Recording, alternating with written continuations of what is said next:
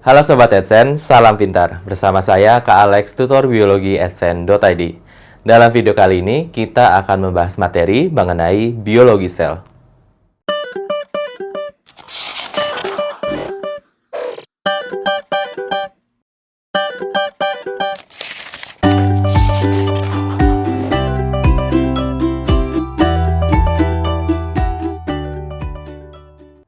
Sobat Adsense, kita sudah tahu bahwa dalam sejarah penemuan sel, Robert Hooke mengamati jaringan gabus pada tumbuhan.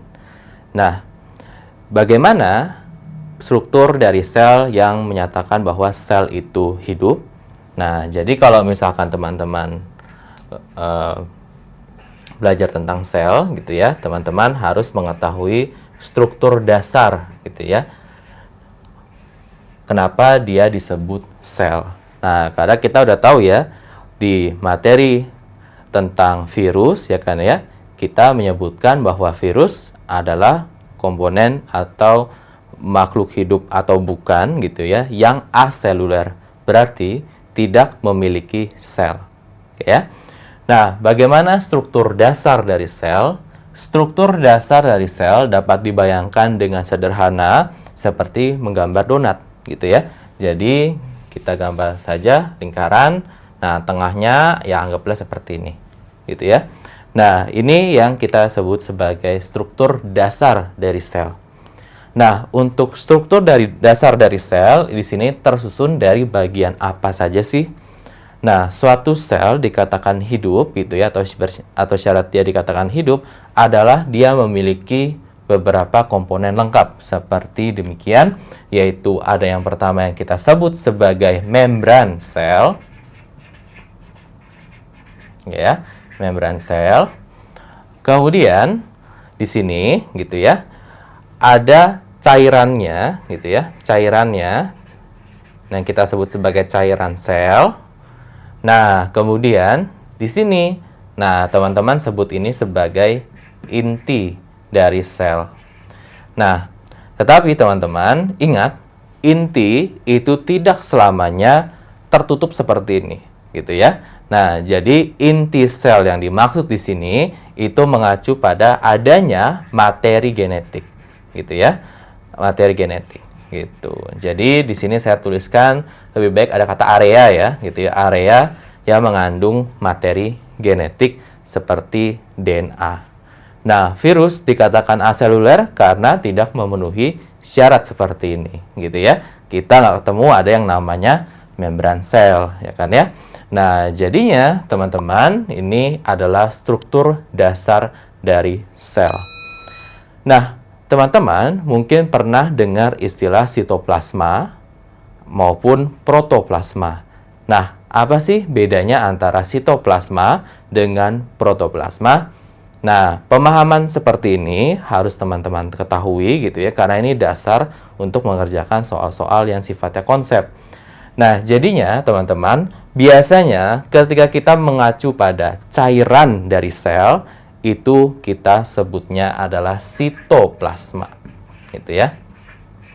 Nah, tapi gitu ya, beberapa buku gitu ya dan beberapa pendapat menyatakan bahwa sitoplasma ini tidak hanya si cairan selnya saja, tetapi juga unit-unit atau struktur yang ada di dalam sel, gitu ya.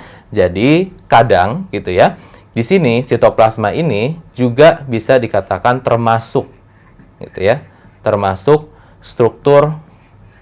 Nah, kita sebutnya subseluler, gitu ya, subseluler. Gitu. Jadi dia di dalam sel.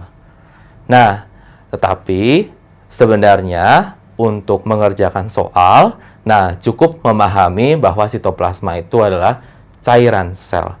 Nah, berarti kalau kita membicarakan yang mana sih yang benar-benar cairan sel, biasanya kita akan menggunakan istilah yang kita sebut sebagai sitosol. Gitu ya, sitosol. Nah, itu khusus untuk cairan sel.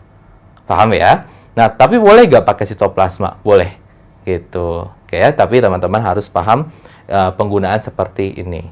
Jadi, kalau kita membicarakan mengenai sitoplasma, Berarti regionnya atau areanya ya seperti ini gitu ya. Berarti tidak termasuk si bagian inti sel gitu ya. Nah, jadinya teman-teman, bagaimana dengan istilah protoplasma? Nah, untuk istilah protoplasma bisa kita sederhanakan sebagai isi dari si membran sel, gitu ya, isi dari membran sel. Nah, mengapa sih ada yang namanya protoplasma? Karena mengacu pada si sejarah penemuan sel dan struktur-strukturnya, gitu ya, yang kemudian, gitu ya, ini dianggap sebagai bagian yang terpenting dari sel. Nah, jadinya teman-teman, untuk protoplasma berarti di sini mencakup sitoplasma dan segala isinya. Kalau teman-teman pernah dengar seperti ribosom, badan Golgi, dan sebagainya, nah itu adalah struktur subseluler ditambah dengan area dari inti sel. Paham ya? Jadi ini yang kita sebut sebagai protoplasma. Nah, seperti yang teman-teman tahu bahwa makhluk hidup di sini pastinya tersusun dari berbagai bahan kimia, gitu ya. Jadi untuk sel gitu ya, di sini disusun oleh berbagai bahan kimia.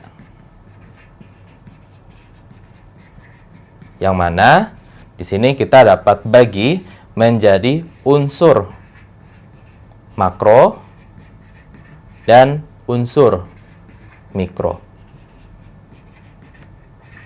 Nah, unsur makro dan unsur mikro sederhana saja, gitu ya. Kalau unsur makro di sini dalam jumlah yang banyak, gitu ya, jumlah yang banyak. Sedangkan untuk unsur mikro di sini jumlahnya dikatakan lebih sedikit. Nah, untuk unsur makro dan mikro macam-macamnya apa sih? Ini bisa berbeda satu dengan yang lain dari berbagai literatur. Nah, tetapi yang menjadi dasar biasanya untuk unsur makro itu adalah CHON, SP gitu ya, dan kadang juga ditambahkan kalsium gitu. Jadi, teman-teman setidaknya harus tahu yang ini aja gitu ya. CHON SP, CHON SP. Karbon, hidrogen, oksigen, nitrogen, sulfur atau belerang, fosfor, dan kalsium. Sisanya gimana? Sisanya ya berarti termasuk ke mikro. Contohnya Na, kemudian Cl gitu ya, kemudian logam-logam lainnya gitu. Nah, jadi itu masuk ke unsur mikro. Nah, karena teman-teman tahu bahwa ini yang kita sebut sebagai unsur, maka dia akan saling membentuk ikatan kimia gitu ya. Sehingga gitu ya, kita akan mengetahui ada istilah yang kita sebut sebagai building block gitu ya. Building block di sini mengacu pada bahan kimia pembangun gitu ya. Bahan kimia pembangun.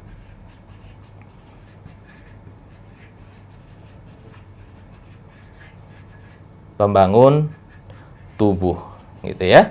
Nah, jadi kalau teman-teman pernah main Lego, nah pecahan Legonya apa aja sih? Nah, pecahan Legonya ini terbuat dari berbagai ikatan yang ditimbulkan oleh antar unsur makro, antar unsur mikro, dan inter unsur makro-mikro campuran gitu ya. Nah, setidaknya ketika kita membicarakan mengenai building block, kita harus tahu beberapa makromolekul atau molekul besar, antara lain yaitu yang basic itu adalah yang kita sebut sebagai karbohidrat, yang mana dibangun oleh dasarnya adalah CHO gitu ya, karbohidrat ya dari namanya ya. Kemudian adanya lemak atau lipid, juga CHO, kemudian protein, yang mana di sini ada CHON gitu ya, ditambah dengan si SP kombinasinya gitu ya. Dan untuk building block yang keempat itu adalah mengenai asam nukleat gitu ya. Nah, untuk karbohidrat, lipid, dan protein ini lebih banyak akan dibahas ketika kita sampai di sistem pencernaan, khususnya mengenai nutrisi makanan. Nah, untuk yang keempat, asam nukleat, ini sering sekali dilupakan gitu ya. Nah, padahal ini adalah bahan kimia atau building block yang penting, khususnya apa? Tentang materi genetik gitu ya. Jadi DNA RNA itu masuk ke asam nukleat. Maka ini setidaknya adalah bahan dasar gitu ya ketika kita mau membuat suatu sel. Paham ya? Nah, sekarang bagaimana kita bisa membagi sel gitu ya. Nah, pembagian tentang sel itu banyak sekali konsepnya gitu ya. Ketika kita menemukan suatu makhluk hidup itu tersusun hanya dari satu sel, kita bisa menyatakan istilah uniseluler dan multiseluler untuk yang tersusun lebih dari satu sel gitu ya. Uniseluler berarti tunggal seperti bakteri gitu ya. Kemudian teman-teman kalau ingat ada flagellata gitu ya. Nah, itu uniseluler. Bagaimana dengan yang multiseluler? Kalau kita ngomongin multiseluler, berarti untuk membentuk satu tubuh kita butuh lebih dari satu sel. Seperti kita, ya kan ya? Nah, jadi itu yang kita sebut sebagai uniseluler dan multiseluler. Dan seperti yang saya sering tekankan gitu ya, apalagi kalau teman-teman mengikuti video dari awal, yaitu dari klasifikasi makhluk hidup yang dimulai dari Monera. Nah, saya menekankan dengan sangat sering gitu ya, teman-teman harus tahu apa yang kita sebut sebagai prokaryotik dengan eukaryotik gitu ya. Jadi, pembagian ini gitu ya, dinyatakan oleh Shatton gitu ya. Nah, yang mana kita dapat membagi makhluk hidup itu menjadi dua kelompok besar yang kita sebut sebagai prokaryotik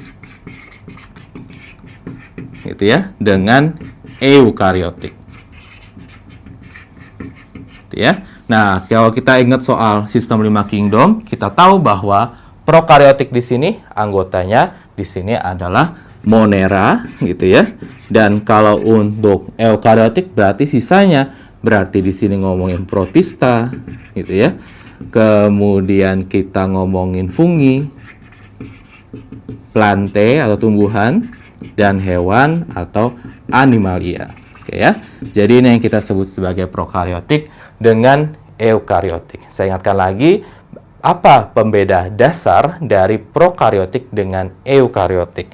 Nah, untuk prokaryotik eukaryotik, ingat bahwa karyo di sini mengacu pada inti gitu ya.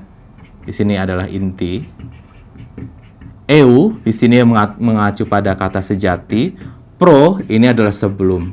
Maka secara evolusi eukaryotik itu yang lebih modern atau yang lebih maju secara evolusi, gitu ya. Nah, bagaimana struktur dasar dari prokaryotik dengan eukaryotik? Nah, teman-teman gambarkan sel, gitu ya. Teman-teman ingat di bagian tengah biasanya di sini ada materi genetik, gitu ya. Gambarkan seperti ini saja, nggak masalah, gitu ya. Sini ada materi genetiknya, gitu ya. Nah, tapi yang satu itu dia ditutup seperti ini. Maka pembeda antara prokaryotik dengan eukaryotik yang biasanya harus teman-teman pasti paham itu adalah dari intinya, gitu ya. Pro gitu ya, berarti dia sebelum yang model lama. Kalau yang EU di sini sudah sejati, maka pembedanya di sini itu kita bisa lihat dengan keberadaan dari membran inti. Oke, gitu ya. Jadi di sini dengan adanya keberadaan dari membran inti. Sedangkan untuk prokaryotik gitu ya, di sini kita tidak menemukan adanya membran inti, gitu ya, membran inti. Oke, sip ya. Nah, jadinya teman-teman, untuk istilah yang digunakan itu adalah kalau dia punya membran inti, maka ini inti selnya kita sebutnya sebagai nukleus. Oke ya. Nah, sedangkan kalau untuk yang tidak memiliki inti, maka wilayah atau region yang mengandung materi genetik ini yang kita sebut sebagai nukleoid. Paham ya? Ini yang kita sebut sebagai nukleoid. Gitu. Jadi, dia ada kata oid di sini mengacu pada mirip nukleus, tapi nggak bisa dikatakan nukleus. Kenapa? Karena dia tidak memiliki membran inti. Itu dasarnya, gitu ya. Nah, walaupun kita sebenarnya tahu, ya kan ya, kalau kita membicarakan mengenai klasifikasi makhluk hidup, kita tahu bahwa yang namanya Monera gitu ya, di situ ada yang namanya dinding sel. Nah, jadi teman-teman ingat bahwa yang namanya dinding sel itu tidak sama dengan membran sel. Hati-hati ya. Jadi, apalagi kalau ditanyakan tentang perbedaan sel tumbuhan dengan sel hewan. Nah, jadinya teman-teman harus tahu bahwa membran sel itu tidak sama dengan dinding sel. Di sini banyak sekali soal yang baik itu ulangan atau apapun gitu ya, yang ada jebakan kayak gini gitu ya. Yang dikatakan misalkan sel tumbuhan kan punya dinding sel, berarti dia nggak punya membran sel dong. Nah, itu jelas salah. Karena syarat dasar dari sel ada membran, ada cairan dan isinya, juga ada inti selnya. Kemudian untuk prokaryotik dan eukaryotik, kita sudah tahu ya bahwa pembeda dasarnya adalah dari keberadaan membran intinya. Nah, tetapi untuk selanjutnya gitu ya, kita karena sedang mempelajari tentang biologi sel, nah di sini ada penekanan bahwa ada struktur yang akan memudahkan kita untuk mempelajari yang mana yang benar-benar prokaryotik dan eukaryotik, dan itu akan menjadi dasar kita ketika kita membicarakan dia punya struktur inikah atau enggak gitu ya, misalkan apakah dia punya badan Golgi, apakah dia punya ribosom dan sebagainya. Nah, itu kita akan lanjutkan di video berikutnya. Nah, Sobat Adsense, sampai di sini dulu video pembahasan materi mengenai biologi sel. Sampai bertemu di video berikutnya, semoga bermanfaat. Salam pintar! Sekian Sobat Adsense untuk video pembelajaran hari ini. Sampai ketemu lagi di video belajar berikutnya. Jangan lupa aktifkan notifikasi untuk video terbaru kami ya. Sobat Adsense juga bisa mengunjungi adsense.id dan temukan ribuan video pembelajaran. Sampai jumpa Sobat Adsense, salam pintar!